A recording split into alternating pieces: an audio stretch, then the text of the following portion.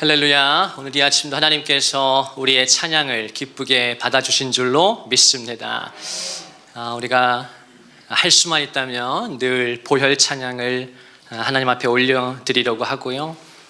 또 우리 임원들께서 대표기도 할 때마다 늘 보혈을 의지하고 언급해서 우리 함께 모든 교우들이 우리 교회의 정체성을 배우고 또 신앙을 잘 이렇게 전수할 수 있어서 또 우리 다음 세대에게도 잘 전해줄 수 있어서 참 감사합니다. 하나님 앞에 모든 영광을 올려드립니다. 저는 보혈에 미친 사람이에요. 제가 믿기에 진정한 성도라면 보혈에 정말 미친 자가 되어야 합니다. 미쳤다라고 하는 것이 정신이 온전하지 않다는 뜻이 아니라 그만큼 그것을 가치 있게 여기고 귀중하게 여기고 소중하게 여긴다는 거예요. 사랑하는 여러분, 하나님께 있어서 십자가는 언제나 현재형입니다. 하나님께 있어서 십자가는 과거의 사건이 절대로 아니에요. 왜냐하면 그 십자가에서 하나님의 아들 예수 그리스도가 피를 쏟으셨기 때문에 하나님은 지금도 그 십자가를 바라보고 계시고 그 십자가에서 흘리신 아들 예수의 피를 하나님은 기억하십니다. 하나님의 마음이 그렇다면 그분의 자녀인 저와 여러분이 우리가 그냥 구원받은 것이 아니라 예수의 피값으로 저와 여러분이 구원받았다면 오늘도 은혜의 보좌 앞에 저와 여러분이 이렇게 담대하게 나아가는 것이 우리의 행위나 공로가 아니라 예수의 피밖에 없음을 믿고 인정한다면 이 아침도 그 주님의 영화로우신 보혈을 우리가 찬양하고 높여드리고 더 사랑하기를 원합니다. 오늘 그렇게 되시는 우리 사랑하는 교우들, 우리 아이들 다 되기를 주님의 이름으로 축원합니다. 우리는 지난주부터 룻기를 통해서 은혜를 나누고 있어요. 우리 성도님들은 잘 아시겠지만 저는 서신서를 굉장히 좋아하는 목회자입니다. 제가 그다지 논리적인 사람은 아닌데 남자라 그런지 서신서가 저는 참 편해요. 복음서도 참 귀하지만 참 소중하죠. 근데 서신서는 그 기독교의 진리를, 복음의 내용들을 편지니까 짧고 아주 잘 설명해 주기 때문에 저한테는 크게 매력적이에요. 제가 서신서를 참 많이 읽고 연구합니다. 그래서 나름대로 특별히 바울 서신을 통해서 신약 성경의 절반에 해당되는 13편의 바울의 편지들을 통해서 제가 기독교 진리를 많이 그래도 깨닫게 되었던 것 같아요. 그리고 우리 사랑하는 교우들과 함께 지난 3년 6개월 동안 아무래도 제가 서신서에 많이 이렇게 집중을 했을 것입니다. 그런데 하나님께서 최근에 저의 설교의 지경을 넓혀주시고 또 아마 이 말씀이 우리 교회와 사랑하는 성도들에게 아마 지금 필요한 것 같아요. 그래서 처음으로 제가 룻기를 설교합니다. 지난주에 처음 해보니까 잘한 것 같진 않지만 그래도 저한테는 좀 특별한 시간이었어요. 룻기는 이야기니까요. 그 이야기 속에서 하나님이 주시는 또 깊은 은혜가 있습니다. 놀랍게도 룻기에는 하나님의 사랑과 하나님의 주권 그리고 하나님의 섭리라고 하는 어떻게 보면 성경에서 가장 중요한 세 가지 주제가 다 들어있어요. 그렇더라고요. 제가 이번에 룻기를 다시 새롭게 보니까 그렇더라고요. 이 룻기는 넉 장밖에 되지 않습니다.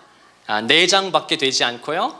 전체 절수가 100절도 되지 않는 85절로만 돼 있어요. 아주 짧은 책인데 그 안에 하나님께서 자기 백성을 향한 사랑과 또 하나님의 그 높으신 주권과 또 하나님의 그 측량할 수 없는 섭리를 다 담고 있습니다.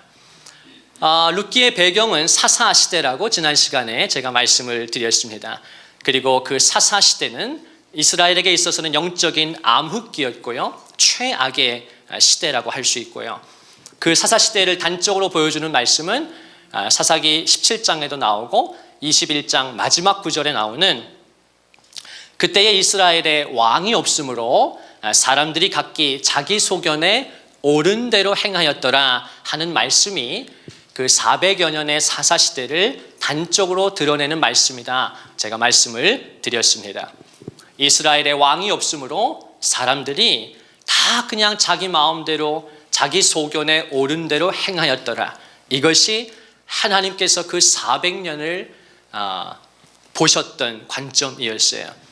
그러나 이스라엘의 왕이 없었던 것이지 아니죠.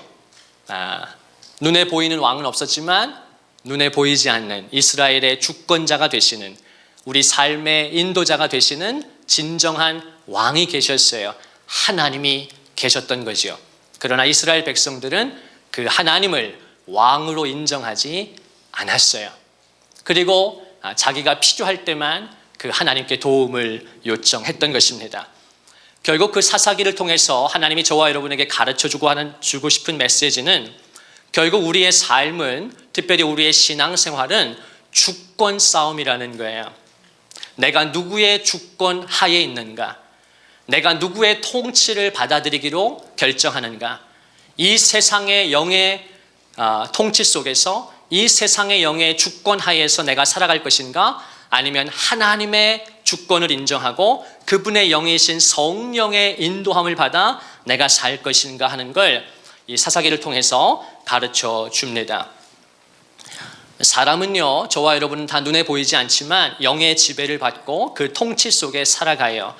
세상의 영이 있다고 성경은 말하고 또 하나님의 영이 있다고 고린도전서 2장 12절에 분명히 두 영을 대조해서 말씀해 줍니다. 사람은 딱 두 가지밖에 없다는 것이에요. 세상의 영, 마귀의 영의 지배를 받든지 하나님의 영, 성령의 지배를 받든지. 하나님은 그렇게 인생을 정확히 두 종류로 구분하신다는 말씀입니다. 이 세상의 가치관은 조금 더 착한 사람이 있고 나쁜 사람이 있고 선인이 있고 악인이 있고 이타적인 사람이 있고 이기적인 사람이 있다라고 사람은 나는 구분할지 모르지만, 하나님께서는 세상의 영을 받은 사람과 하나님의 영을 받은 사람, 또 그 세상의 영의 인도함을 받고 지배 속에 사는 사람, 여전히 그 삶에 머무르기를 기뻐하는 사람, 또 하나님의 영에 의해서 통치를 받기를 기뻐하는 사람이 있다라고 하나님은 그렇게 구분하시는 것이고, 그것이 천국과 지옥을 가름하는 바로미터가 되는 것입니다. 에베소서 2장은 1절부터 이렇게 가르쳐 주죠. 그는 허물과 죄로 죽었던 너희를 살리셨도다. 그때의 너희는 그 가운데서 행하여 이 세상 풍조를 따르고 공중의 권세 잡은 자를 따랐으니 곧 지금 불순종의 아들들 가운데서 역사하는 영이라. 전에는 우리도 다 그 가운데서 육체의 욕심을 따라 지내며 육체와 마음에 원하는 것을 하여 다른 이들과 같이 본질상 진노의 자녀였더니. 에베소서 2장 2장은요 저와 여러분의 그 실상에 대해서 가르쳐 줍니다. 우리의 본질을 가르쳐 줘요. 너희는 너희의 허물과 죄로 죽었었는데 하나님께서 너희를 살리셨다는 거예요.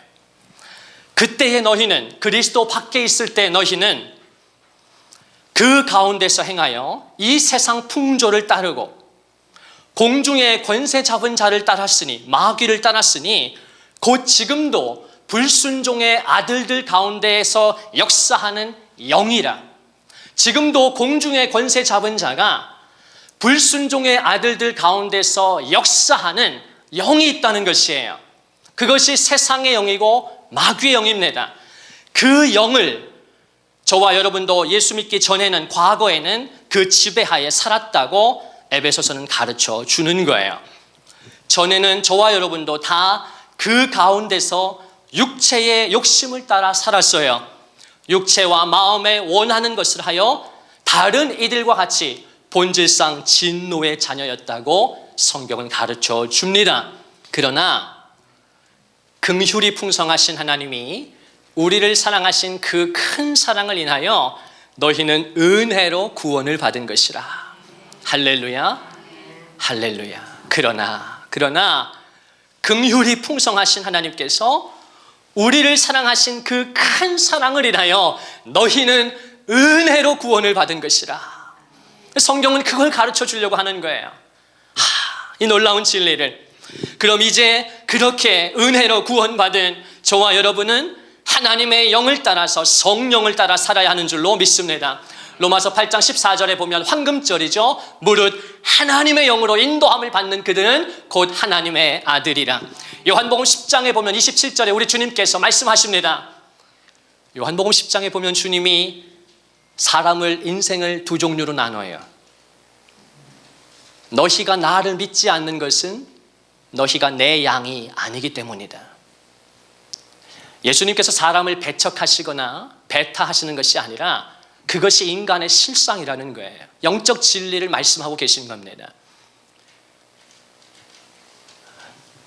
예수님께서 하나님의 아들이 인간의 몸을 입고 내 옆에 오셔서 내 옆자리에 앉아서 내게 말씀하시는데도, 내 눈앞에서 말씀하시는데도 유대인들이 그 예수님을 믿지 않았어요. 그때 주님이 그들을 향해서 뭐라고 말씀하시는가? 너희가 내 말을 듣지 않는 것은 너희가 내 양이 아니기 때문이다. 때로 우리 주님은 단호하십니다. 진리는 타협이 없는 것이에요. 그러고 나서 27절에 주님이 뭐라고 말씀하시는가? 내 양은 내 음성을 들으며 나는 그들을 알고 그들은 나를 따르느니라 라고 말씀하셔요. 제가 참 사랑하고 늘 마음에 묵상하는 구절인데 한번 따라해서 해보시겠어요? 내 양은 내 음성을 들으며 나는 그들을 알며 그들은 나를 따르느니라. 너무 아름다운 이 트라이앵글과 같은 영적인 진리를 가르쳐 주는데요. 예수님께서 내 양이라고 부르는 백성이 있습니다. 내 양은 내 음성을 듣는다. 그리고 나는, 주님은 그들을 아신다는 거예요. 그리고 어떻게 됩니까? 그들은 그 목자이신 주님을 따라요. 이 관계가, 이 실제적인 이 복음의 비밀, 믿음의 비밀이, 은혜의 비밀이 저와 여러분의 삶의 실제가 되시기를 주님의 이름으로 축원을 드립니다. 그 사사시대에 약속의 땅, 하나님의 땅 베들레헴에 흉년이 찾아온 거예요.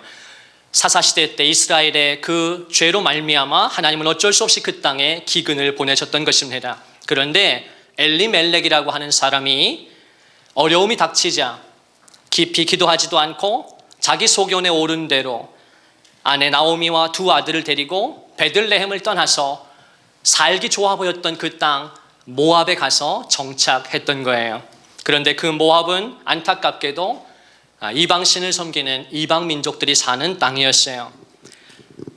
지난주에 말씀드린 것과 같이 엘리멜렉이라고 하는 그 이름의 뜻은 하나님은 나의 왕이시다라는 뜻이었고, 나오미는 기쁨이라는 뜻이었어요. 그걸로 미루어 볼 때 두 사람은 믿음의 가문 출신이라는 걸 알 수 있죠. 믿음의 집안에서 자랐어요. 그러나 그들은 이름과는 다르게 결국 자기 소견에 오른 대로 결정을 하고 맙니다.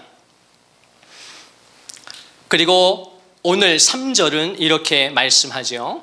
나오미의 남편 엘리멜렉이 죽고 나오미와 그의 두 아들이 남았으며, 엘리멜렉이 아내와 두 아들을 데리고 잘 살아보려고 모압으로 갔는데 거기서 그만 세상을 떠나고 만 것입니다.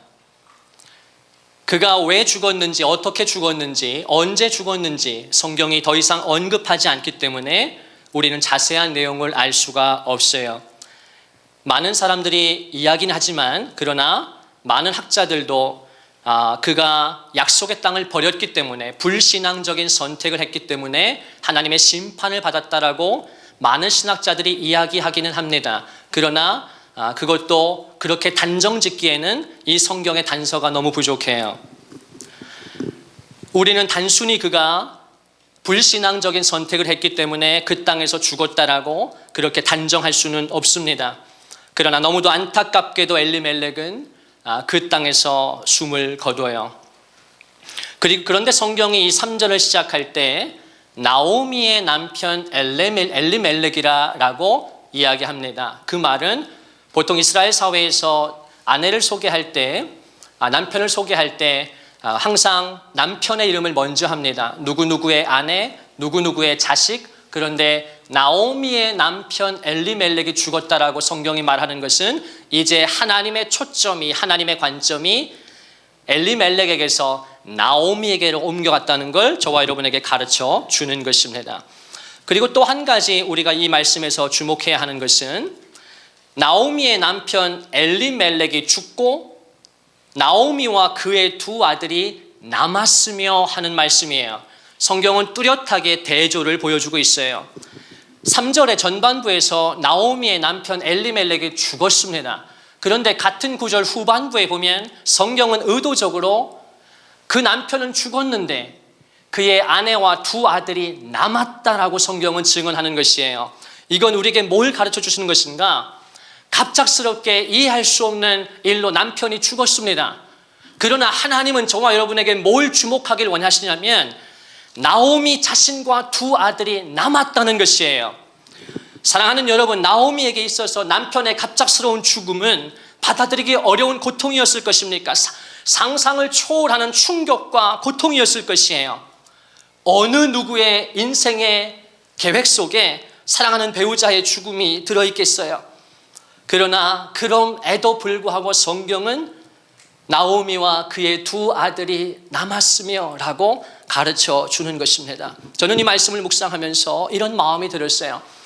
우리는요, 살아가면서 너무나 자주 우리에게 있는 것을 당연하게 여긴다는 것입니다. 내가 두 눈으로 보는 거, 내가 코로 숨을 쉬는 거, 내가 멀쩡한 두 손이 있는 거, 발이 있는 거, 건강한 것, 하나님이 주신 그 모든 것들인데 나는 살다 보니까 혹여나 내가 건강하게 태어났다면 또 살아가면서 장애를 입지 않았다면 어느 순간 그렇게 수십 년을 살다 보면 저도 제가 코로 숨을 쉬지 못하는 것 외에는 그런 대로 건강하게 40여 년을 살아왔는 40년 넘게 살았는데요. 이렇게 살다 보면 어느 순간 이 모든 것이 당연한 것처럼 여겨집니다. 나는 처음부터 이랬어야 하는 것처럼 여겨지는 거예요. 그러나 우리 주위를 둘러보십시오. 병원에 가보십시오. 요즘은 미디어가 발달되어 있으니까 유튜브를 보십시오. 얼마나 많은 사람들이, 아이들이 소아병동에 얼마나 많은 아이들이 있는지 아십니까? 얼마나 많은 젊은이들이 한쪽 팔이 없고 한쪽 다리가 없고 앞이 보이지 않고 제가 종종 보는 한 친구가 있는데 그 루게릭병, 너무 젊은 20대 여성분이 루게릭병으로 점점 말라가고 힘을 못 쓰는 모습을 봅니다.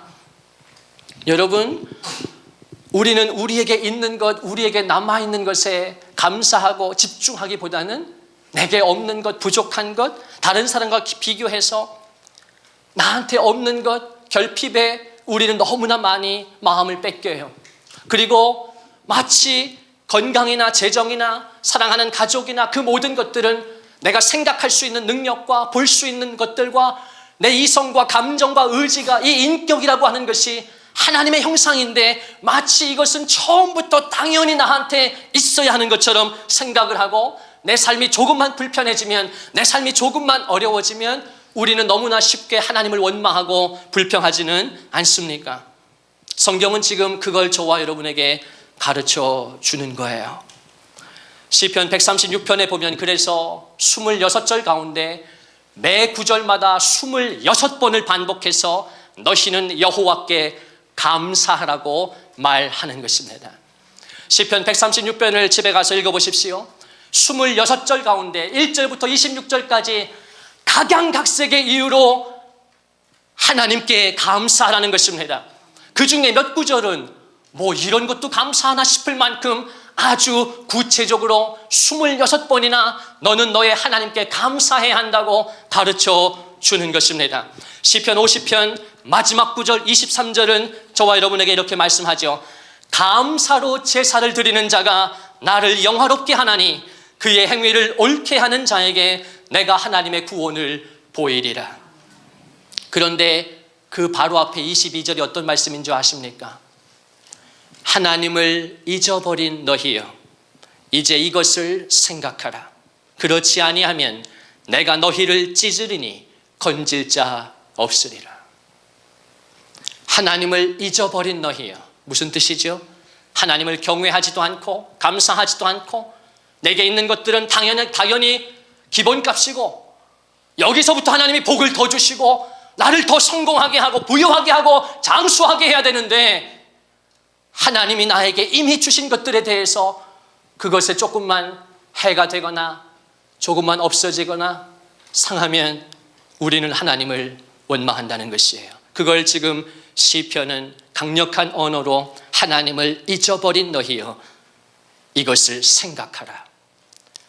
그렇지 아니하면 내가 너희를 찢으리니 건질 자 없으리라 라고 말씀한 뒤에 감사로 제사를 드리는 자, 하나님 앞에 감사함으로 나아가는 자, 그가 하나님을 영화롭게 하나니 그의 행위를 옳게 하는 자에게, 하나님 앞에 바른 마음과 태도를 가진 자에게 내가 하나님의 구원을 보일 것이다, 하나님의 능력을 나타내시겠다라고 하는 말씀입니다. 이 아침 이 말씀을 저와 여러분이 무겁게 받아들이면서 우리의 남은 삶 오늘부터 하나님 앞에 더 감사하면서 감사로 충만한 삶을 살아가는 우리 사랑하는 교우님들 다 되시기를 주님의 이름으로 축원을 드립니다. 그리고 4절에 보면 두 아들이 그 모압 땅에서 결혼을 합니다. 4절 말씀, 그들은 모압 여자 중에서 그들의 아내를 맞이하였는데 하나의 이름은 오르바요 하나의 이름은 루시더라. 드디어 성경은 룻의 이름을 언급합니다. 이 룻기의 주인공은 나오미와 룻과 보아스예요. 특별히 보아스는 예수 그리스도를 예표하는 중요한 인물입니다. 자, 그런데 또 성경이 뭐라고 말씀하는가? 그들이 모압 땅에 거주한 지 10년이 되었을 때 두 아들마저 죽었다라고 말합니다. 그들이 거기에 거주한 지 10년쯤에 말론과 기럨 두 사람이 다 죽고 그 여인은 두 아들과 남편의 뒤에 남았더라. 지금 성경이 뭘 증거합니까? 나오미는 너무나 안타깝게도 타국에서 남편을 잃은 것도 모자라서 두 아들마저 잃어버렸다는 것입니다. 베들레헴에 기근이 찾아오자 흉년이 들자 엘리멜렉은 그 난관을 타게 해보려고 가족을 건사해보려고 본향 베들레헴을 버리고 낯선 모험을 떠납니다. 인생의 새로운 그림을 그립니다. 새로운 청사진을 가지고 꿈에 부풀어서 살기 좋아 보이는 땅, 풍족해 보이는 땅 모압으로 간 것입니다. 그런데 그가 그 땅에 가자마자 죽었는지, 어떤 학자는 그가 가자마자 죽었다고 이야기하고 어떤 학자는 거기서 얼마 못 되고 죽었다라고 말합니다. 많은 학자들이 공통된 의견을 말하는 거 봐서는 엘리멜렉이 그 땅에서 오래 머물지도 못했던 것 같아요. 그는 가족을 끌고 새로운 도전을 했고 새로운 모험을 했는데 그 땅에서 그만 죽음을 맞이한 것입니다. 그러나 그의 이름이 하나님은 나의 왕이시다라기 때문에 저는 그의 부모의 믿음과 그 자신이 비록 불신앙적인 선택을 했을지라도 하나님께서 그를 불쌍히 여기시지 않았겠습니까? 하나님께서 그의 영혼을 구원해 주셨기를 저는 바랍니다. 그리고 이미 10년 차에 두 아들마저 죽은 것이에요. 이 나오미의 마음을 헤아려 보십시오. 남편을 따라간 그 낯선 땅에서 원하지 않았는데 남편을 어쩔 수 없이 따라간 것인지 아니면 부부가 상의해서 자기도 동조한 것인지 알 수 없으나 남편을 따라간 그 낯선 땅에서 남편을 먼저 하늘나라로 보내고 10년 차에 두 아들마저 가슴에 묻게 된 것입니다. 나오미의 고통은 이루 말할 수 없었을 것입니다. 저는 죄송하지만 이런 고통을 경험해 보지 못했기 때문에 이 부분에 대해서 제가 설교할 자신도 없고 설교할 거리도 없어요. 제가 어쩔 수 없이 책을 살피다가 김양재 목사님께서 쓰신 룻기 강해집이 있습니다.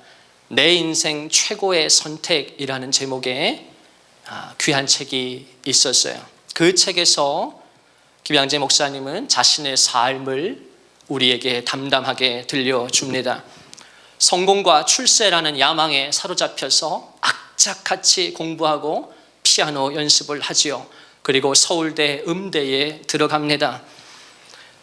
누구보다 성공하기를 원했고 잘 살기를 원했고 인정받기를 원하고 싶었던 그 그녀의 마음속에 사로잡혔던 우상이 있었던 것이죠. 그리고 믿음 좋아 보이는 장로님 가정에 의사 남편을 만나서 결혼에 골인합니다. 누구나 다 부러워하는 결혼이었습니다. 장밋빛 꿈을 꾸고 행복할 줄로 알았습니다. 그러나 어려운 결혼 생활과 시댁과의 관계와 그리고 무엇보다 산부인과 의사로 돈을 잘 벌고 잘 나가는 것 같이 보였던 남편이 30대 중반에 허망하게 세상을 떠나고 말아요. 이 김양재 목사님이 20대 후반에 졸지에 과부가 된 것입니다. 자기 인생 계획표에 없던 것이죠. 자기의 인생에서 상상조차 한 번도 생각해 본 적이 없던 일이에요. 그러나 그것이 현실이 되었고 두 아이를 키워야만 하는 그런 상황에 닥쳤습니다. 너무나 편하게 자랐기 때문에 택시를 타는 방법도 버스를 타는 방법도 몰랐다고 다른 책에서 회고하지요. 그렇게 두 아이를 기르기를 시작합니다. 그러던 중에 하나님의 부르심을 받고 말씀을 가르치는 은사가 소문이 나면서 교회를 개척하게 됩니다. 교회를 시작하게 되죠. 그러나 그 교회를 시작할 때 친정아버님은 암투병으로 인해서 병원까지 이 따님이 다 돌봐야 했기 때문에 목사님은 정말 힘들고 정신없는 그런 시간들을 보냈다고 이야기해요. 그러나 하나님께서 그 눈물의 때, 고난의 때, 인내의 때를 보내게 하시고 자신을 긍휼히 여기시고 돌보아 주셔서 은혜를 주셔서 개척한 지 10년 만에 10,000명이 넘는 사람들이 모이는 교회 공동체로 세워주셨다고 이야기합니다. 단순히 숫자를 넘어서 정말 이 세상에 원통하고 가난하고 빚지고 상처받고 또 병든 무엇보다 영혼이 다 메마르고 상한 자들이 몰려와서 이 목사님의 삶과 말씀을 통해 놀라운 치유와 회복을 경험하는 아름다운 공동체를 하나님께서 세워주신 것입니다.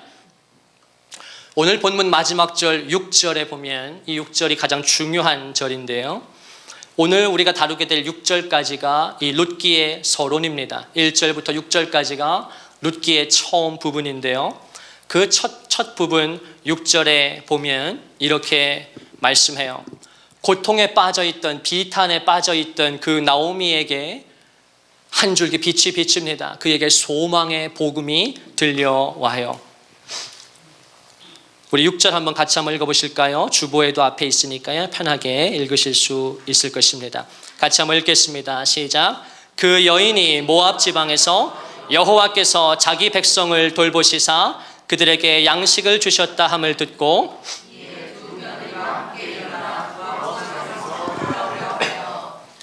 아멘. 나오미가 어떤 이야기를 듣습니까? 어떤 소식을 듣습니까? 베들레헴에 흉년이 들어서 그 땅을 등지고 떠난 것인데 여호와께서 하나님께서 마침내 자기 백성을 돌아보셨다라는 그런 말씀을 듣는 것입니다. 여호와께서 자기 백성을 돌보셨다. 하나님께서 이스라엘을 버린 것이 아닙니다. 그들의 참을 수 없는 죄악을 더 이상 하나님이 간과할 수 없어서 흉년을 내리시긴 했지만 하나님이 그들을 내치신 게 아니에요. 그런데 10년이 지나서 마침내 고국 땅에서 어떤 소문이 들려오는가? 여호와께서 자기 백성을 돌아보시고 그들에게 비로소 양식을 주셨다 하는 말을 듣게 된 것입니다.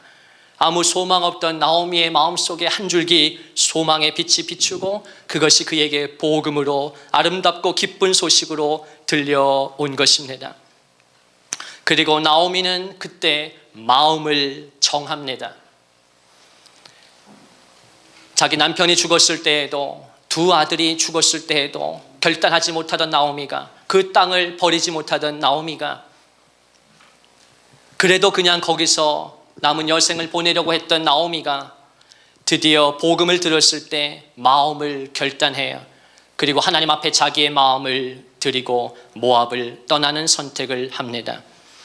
이 6절 말씀에서 이 결론에서 우리는 두 가지를 주목해야 하는데요. 첫 번째는 하나님께서 자기 백성을 돌보아 주신다는 것입니다. 사무엘상 12장 22절에 보면 이렇게 말씀합니다. 여호와께서는 너희를 자기 백성으로 삼으신 것을 기뻐하셨으므로 여호와께서는 그의 크신 이름을 위해서라도 자기 백성을 버리지 아니하실 것이라. 이게 이 아침에 저와 여러분에게 주시는 하나님의 복음인 줄로 믿습니다. 저와 여러분이 그분의 백성이라면 말입니다. 이 아침에도 하나님께서 당신에게 은혜를 주시고 또 당신의 삶을 돌이키게 하셔서 당신이 하나님의 거룩한 하나님의 자기 백성이라는 그 오늘 확신이 성령께서 당신의 영에게 이 아침 증거하시고 확증해 주시기를 주님의 이름으로 축원을 드립니다. 여호와께서는 너희를 자기 백성으로 삼으신 것을 기뻐하셨으므로 여호와께서는 그의 크신 이름을 위해서라도 자기 백성을 버리지 아니하실 것이라. 한 구절 안에 의도적으로 성경은 자기 백성이라는 표현을 2번 반복하면서 저와 여러분이 그분의 백성 된 것이 얼마나 크고 놀라운 은혜인지를 가르쳐 주는 것입니다. 우리의 삶에 이해할 수 없는 어려움이 있고 비통이 있고 고난이 있을지라도 하나님께서 저와 여러분을 창세전에 자기 백성으로 하나님의 백성으로 불러주신 것은 그 모든 우리의 죄악과 우리의 허물과 우리의 고통과 눈물을 상쇄하고도 남는 하나님의 크고 넘치는 은혜인 줄로 저는 믿습니다. 왜냐하면 우리가 금요일에도 보았듯이 요한계시록 5장 9절 이하에 무엇을 말씀해 줍니까? 이 땅은 지나가는 것이요 이 땅은 잠깐 우리가 머무는 곳이지만 우리의 본향이 있는데 저 천국이 있는데 그 하나님의 보호좌에서 거기에 한 어린 양이 섰는데 일찍이 죽임을 당한 것 같더라.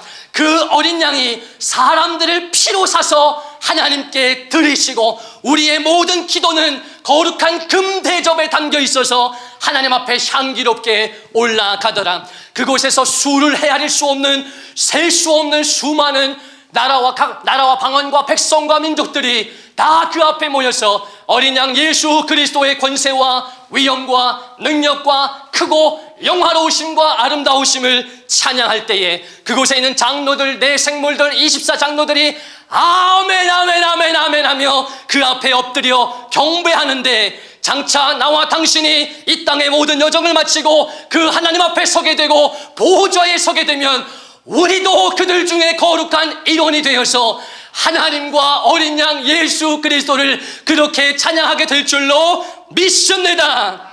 그것이 하나님이 나와 당신을 자기 백성으로 부르신 그 말씀의 무게예요.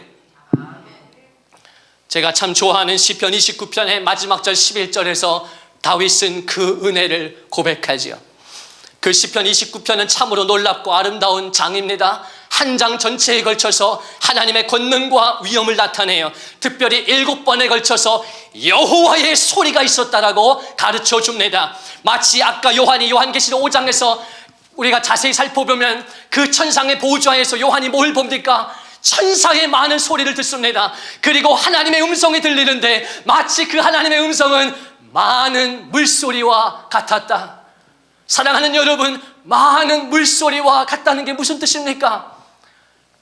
우리는 알 수 없지요. 할 수 없어요. 그러나 하나님의 보호좌에서 저와 여러분의 이름을 부르시는 착하고 충성된 종이라고 나와 당신을 불러주시는 하나님의 음성은 많은 물소리와 같다는 것입니다. 아마도 다윗은 성령의 영감 속에서 그걸 경험한 것 같아요. 시편 29편에 보면 7번에 걸쳐서 완전수를 써서 여호와의 소리가 힘이 있으며 라고 말씀해 줍니다. 그리고 마지막 결론 11절에 뭐라고 말씀합니까? 여호와께서 자기 백성에게 힘을 주시며 여호와께서 자기 백성에게 평강의 복을 주시리로다. 여러분, 성도는 넘어지지만 무기력해지지 않습니다. 성도는 근심할 때가 있지만 그러나 반드시 하나님께서 평안으로 채워주십니다. 왜냐하면 성령의 열매가 평안이기 때문에 그렇습니다. 잠시 넘어지고 마음 아프고 우울한 나와 당신을 하나님께서 반드시 힘을 주시고 평강의 복을 주실 줄로 믿습니다. 저와 여러분이 하나님의 백성, 그분이 자기 백성이라고 부르는 저와 여러분이기 때문입니다. 두 번째로 이 6절 말씀 결론에서 우리가 주목해야 할 것은 첫 번째는 하나님이 자기 백성을 돌보신다는 감사하고 은혜로운 말씀이고요. 두 번째는 우리의 결단을 요청하는데요. 여호와께서 자기 백성을 돌보시고 그들에게 양식을 주셨다 함을 듣고 비로소 나오미가 어떻게 결단합니까? 두 며느리와 함께 일어나서 모압 지방에서 돌아오려 하여라고 성경은 증거합니다. 나오미가 돌아오려 했다라고 하는 것은 단순히 물리적인 돌이킴을 의미하는 것이 아닙니다. 그가 지금 단순히 모압에서 베들레헴으로 물리적인 방향을 돌이켰다는 뜻이 아니에요. 왜 그렇습니까? 신구약 전체는 회개를 가르쳐 줄 때 그 회개의 뜻은 돌이킴이기 때문에 그래요. 하나님께로 돌아옴을 뜻하기 때문입니다. 지금 나오미는 단순히 고향으로 돌아가려는 것이 아니라 하나님께로 돌아가려고 하는 것입니다. 삶의 진정한 주권자 되시고 우리의 삶의 진정한 목적과 이유가 되시며 내 영혼을 책임지실 수 있고 내 삶의 주인이 되시는 진정한 왕이 되시는 하나님께로 돌아가려고 하는 것입니다. 남편을 따라서 또 자신의 힘과 의지로 새로운 인생길을 열어보려고 했습니다. 그러나 10년 만에 비로소 내 삶에 어딘가가 잘못되었다는 것을 나오미는 비로소 하나님 앞에 깨닫고 인정하고 돌이키게 된 것입니다. 그리고 그의 마음을 하나님께로 돌이키고 있다는 걸 성경은 가르쳐 주는 것입니다. 역대하 7장 14절에 보면 이렇게 말씀하죠. 내 이름으로 일컫는 내 백성이 그들의 악한 길에서 떠나 스스로 낮추고 기도하여 내 얼굴을 찾으면, 하나님의 얼굴을 찾으면 내가 하늘에서 듣고 그들의 죄를 용서하고 그들의 땅을 고칠 것이다. 그들의 가정을 회복시킬 것이다. 너의 삶을 회복시켜 주시겠다는 말씀입니다. 그 다음 15절 이하에 이제 이곳에서 하는 기도에, 저와 여러분이 이 거룩한 성전에서 예배하며 드리는 우리의 기도에 내가 눈을 들고 귀를 기울이리니 이는 내가 이미 이 성전을 택하고 거룩하게 하여 내 이름을 여기에 영원히 있게 하였음이라. 내 눈과 내 마음이 항상 여기에 있으리라. 주님의 시선이, 주님의 마음이 이 아침 예배 드리는 저와 여러분에게 향하고 있다는 말씀이에요. 믿으십니까? 하나님의 시선이, 하나님의 마음이, 그분의 얼굴이 저와 여러분을 향하고 있어요. 여호와는 너에게 복을 주시기를 원하며 너를 지키시기를 원하시며 여호와는 그 얼굴을 내게 향하여 드사 은혜와 평강 주시길 원하노라. 하나님께서 이 아침도 이 예배 가운데 하나님의 미소를 보세요. 나는 지금 하나님의 미소를 봅니다. 하나님의 그 사랑스럽고 따스한 미소가, 나와 당신을 격려하시고 힘주시는 그 하나님의 미소가, 우리의 마음을 헤아리시고 우리의 눈물을 아시는 그 하나님의 얼굴이 나와 당신을 책망하고 정죄하고 왜 그거밖에 안 되냐고 말씀하시는 것이 아니라 나와 당신에게 힘주기를 원하고 평강의 복을 주시길 원하는 그 주님의 아름다운 얼굴이 이 아침 저와 여러분을 향하고 있는 줄 믿습니다. 오늘 우리는 3년 6개월을 지나서 3년 7개월 차에 접어드는 첫 주 예배를 드립니다. 우리 교회를, 하나님께서 우리 교회를 세우신 지 정확히 3년 6개월이 지났어요. 2019년 12월에 교회를 첫 주에 개척했고요. 하나님의 기적과 하나님이 일으키시는 사건 속에서 정확히 3년 뒤 작년 12월 첫 주에 한 주의 오차도 없이 하나님은 우리가 원해서도 아니고 우리의 의지도 아니고 하나님이 다른 분을 통해, 다른 목사님을 통해 강권적으로 역사하셔서 저도 생각하지 못했고 제 뜻도 아니고 그렇게 할 수 있다고 상상도 못했고 우리는 정확히 3년 되는 주에 이곳에서 예배를 드렸습니다. 그리고 지금 6개월이 지났어요. 이제 저는 제 작은 마음에 우리의 개척의 여정의 한 텀이 하나님 앞에서 끝났다라고 생각이 되어집니다. 그리고 하나님께서 지난 3년 6개월의 여정을, 우리의 눈물을, 때로 우리의 갈등을, 우리의 고군분투를, 우리의 실수와 우리의 시행착오를, 그러나 그곳에 우리의 순전한 마음과 우리의 기도와 모든 예배를 하나님께서 기쁘게 받으셨다고 나는 믿습니다. 그 하나님께서 이제 이전 것은 지나갔으니 너희는 옛날 일을 생각하지 말고 지나간 것들을 기억하지 말아라. 보라, 내가 새 일을 행하리니 이제 나타낼 것이라. 하나님께서 우리의 삶에, 우리의 교회에 새 역사를 쓰실 줄로 저는 믿습니다. 이따 우리가 오후에 귀한 종들을 모시고 아름답게 찬양 집회할 때에 우리의 마음속의 기쁨과 감격으로 하나님 앞에 찬양을 드릴 때, 찬양 중에 하나님이 거하신다는 것이 어떤 말씀인지, 왜 다윗이 찬양할 때 마귀가 떠나가고 그곳에 하나님의 거룩한 임재가 임했는지, 그 임재를 경험했던 다윗이 법궤를 잃어버렸을 때 하나님의 임재를 상징하는 그 법궤가 이스라엘을 떠났을 때 왜 그렇게 그가 고통스러워했는지, 아무도 대수롭게 여기지 않았고 똑같이 일상에서 먹고 마셨는데 왜 다윗은 그의 마음에 참을 수 없는 고통과 눈물이 있었는지, 그리고 그 법궤가 이스라엘에 회복될 때 왜 왕이었음에도 불구하고 수많은 사람들 앞에서 자기의 옷이 벗겨지는 것도 모르고 하체가 드러나는 것도 모르고 심지어 자기의 아내조차 업신여겼지만, 그는 사무엘하 6장에 보면 3번이나 반복해서 성경은 다윗은 여호와 앞에서 한 것이다. 무슨 말씀입니까? 하나님과 다윗만 알고 있는 은밀한 친밀한 영역이 있었다는 것입니다. 그 속에서 다윗은 하나님을 예배했던 것이고, 하나님은 다윗의 예배를 그렇게 기쁘게 받아주신 것입니다. 저와 여러분은 3년 6개월 동안 그렇게 예배하며 달려왔습니다. 오늘 이 예배가 내 인생의 마지막인 것처럼 그렇게 예배했습니다. 제가 부족한 설교자이지만 하나님의 눈물과 긍휼을 의지해서 내가 시간 전했던 그 설교가 부족했고 너무나 부족했지만, 그러나 하나님의 사랑의 눈으로 나를 봐주시는 걸 알기 때문에 매주 내가 올려드렸던 이 작은 설교문과 부족한 이 설교가 하나님은 내 인생의 마지막 설교일 것처럼 드리기 원했던, 실제로 그렇게 못했을지라도 그렇게 전하고 싶었던 종의 마음을 하나님은 받으셨다고 나는 믿습니다.